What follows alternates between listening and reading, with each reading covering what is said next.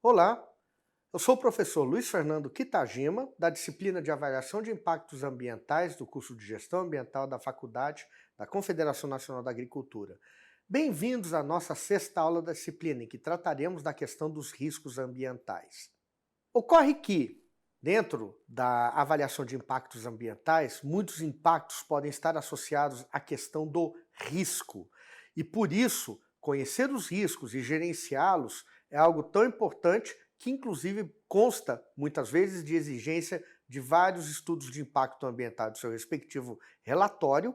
Elas são uma exigência legal e podem, inclusive, ser essenciais em caso de acidentes ou assemelhados. Então, a análise dos riscos permite determinar exatamente esses pontos em que temos o perigo, as áreas vulneráveis e tudo mais, e realizar as ações para evitar que o risco possa existir, para evitar que o perigo possa existir e tomar as ações necessárias caso haja algum problema. Mas o que é o risco? O risco é a possibilidade de um evento indesejável que possa causar risco à saúde, ao ambiente natural ou a bens materiais. O perigo já é justamente a situação indesejável que causa problemas à saúde, ao ambiente ou ao meio material. Então, quando estamos fazendo análise de risco, fazer a análise das possibilidades de que um evento indesejável aconteça. E quais são os riscos que nós vamos trabalhar? Naturais, tecnológicos e os mistos. Nesse caso, nós estamos trabalhando com a probabilidade que venha acontecer e a extensão das possíveis consequências de cada um desses três tipos de riscos. Nesse slide, nós temos aqui três figuras mostrando a combinação desses riscos. Natural, à esquerda, uma atividade vulcânica que provoca situações de risco, de perigo à saúde humana, à saúde ambiental e a bens materiais. No meio, a foto de um navio afundando, que causa um grave impacto ambiental, que causa um grave problema indesejável à saúde pública, natural e física. É um risco tecnológico, é um risco que envolve ação humana. Na esquerda, no natural, ação natural. E à direita, nós temos uma combinação dos dois, são os riscos mistos. No caso, um prédio que foi derrubado por uma ação natural, um terremoto. O prédio é produto da ação humana, mas o terremoto é um produto da ação natural. Como eu posso saber qual é o meu maior ou menor nível de risco, maior ou menor nível de possibilidade de acontecer um evento indesejável? Pode ser a frequência dos eventos que causam o perigo. Então nós temos aquela questão que os terremotos, o vulcanismo pode acontecer entre décadas ou séculos entre um e outro, mas acidentes de carro acontecem todo dia. Gravidade do efeito. Um vulcão pode levar séculos entre uma erupção e outra, porém a gravidade pode ser global.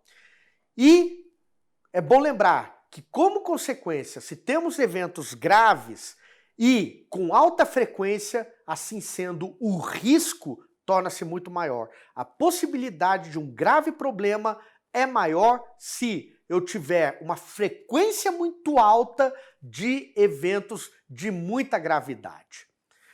Muito bem, com isso em mente, é possível fazer os planos para evitar que o risco aconteça, para evitar que o perigo aconteça, que o evento indesejável aconteça, com isso reduzindo o risco, ou então para minimizar o risco, reduzir a possibilidade do evento danoso, através de operações de controle, mudanças na gestão, tudo mais, como também fazer os planos de ação caso o pior aconteça numa situação de emergência. Isso está na exigência, inclusive, dos EIAS-RIMAS e também da ISO 14001. Muito bem, esses riscos ambientais, sejam eles naturais, artificiais, humanos ou mistos, tecnológicos ou misto, podem ser do tipo risco interno, que afeta o ambiente interno do empreendimento, externo, quando já envolve as áreas vizinhas, fora da área do empreendimento. Risco de contaminação com o próprio produto. Às vezes, o produto em si pode causar algum risco, mesmo que esteja distante do próprio empreendimento.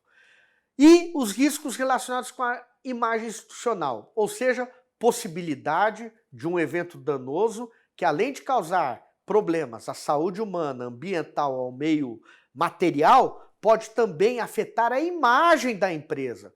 Um exemplo típico de dano à imagem da empresa foi o recente conjunto de acidentes com o avião Boeing 737 MAX, em que esse conjunto de acidentes acabou afetando a imagem da empresa, que então está procurando resolver esse problema, visando também melhorar a sua imagem institucional. Muito bem, existem também certos tipos de possibilidade de acontecer um evento danoso causado por ação de grupos, como, por exemplo, a imposição de barreiras a produtos, por exemplo, no caso, produtos agrícolas brasileiros. Muitas vezes, no comércio internacional, se bloqueia o produto brasileiro sob a alegação de não comprometimento com questões ambientais. Muitas vezes o produtor tem o comprometimento, mas por ação de interesses estrangeiros, os nossos produtos agropecuários são bloqueados lá fora, mesmo o produto atendendo a todas as exigências.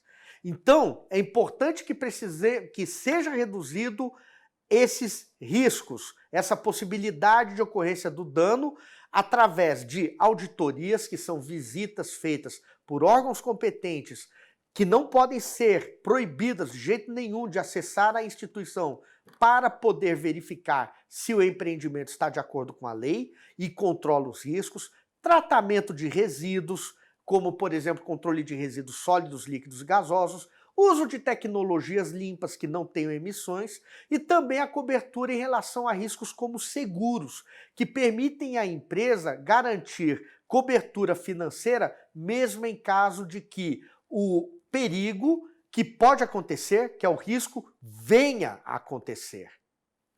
Agora, como é que eu posso identificar esses riscos ambientais? Há vários métodos.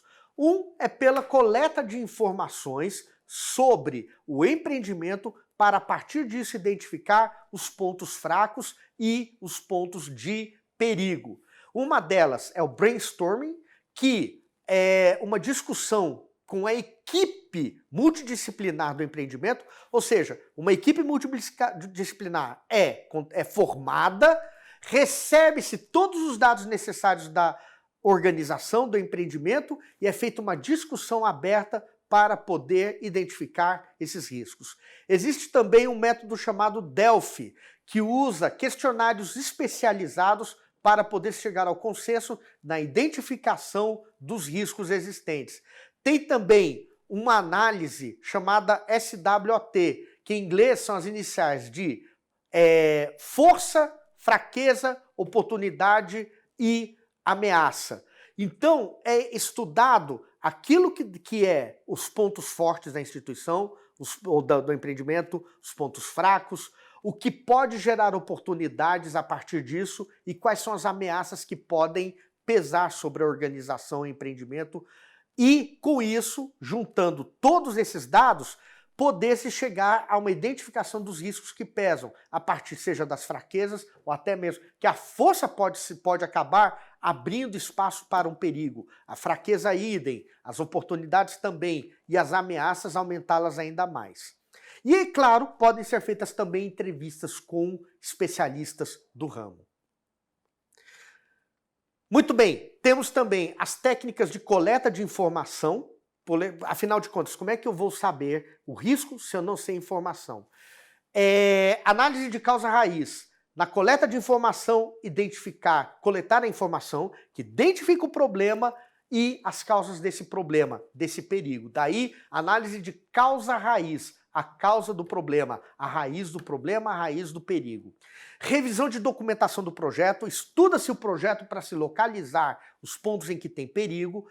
Análise de listas de verificação checklist, são listas padronizadas em que o especialista, o técnico profissional vai consultando, estudando junto ao empreendimento para localizar onde eu posso ter pontos fracos. Opiniões de especialistas, exames de diagramas para verificar se o diagrama pode me indicar também um risco ali existente, análise dos tipos de risco existentes, qualitativas e quantitativa, em que eu analiso o risco em termos numéricos. Quanto maior o número, maior o risco, quanto menor o número, maior o risco. Como eu vou determinar esses números? Aí precisa do conhecimento da própria origem do risco, da origem do perigo, e saber se aquilo indica um valor numérico alto. Por exemplo, num navio, se eu tenho uma tubulação de combustível que mostra fraqueza, eu indico o risco, a tubulação, e em quantidade de risco eu indicaria um 10, porque a tubulação vazando pode me criar, significa o perigo de incêndio. O incêndio é o evento indesejável e o risco é a possibilidade daquele incêndio acontecer. Então, qualitativamente, qual é o risco? Incêndio. Importante? Sim. Qual é em termos quantitativos? É um risco muito alto, uma grande possibilidade, porque a tubulação está vazando. Também eu posso classificar o risco com base em quem causa o risco, por exemplo, físico, químico, biológico, psicossocial, a fonte geradora, quem que vai provocar o risco? Infraestrutura, tubulação, meios de transporte, uso de produtos farmacêuticos, etc.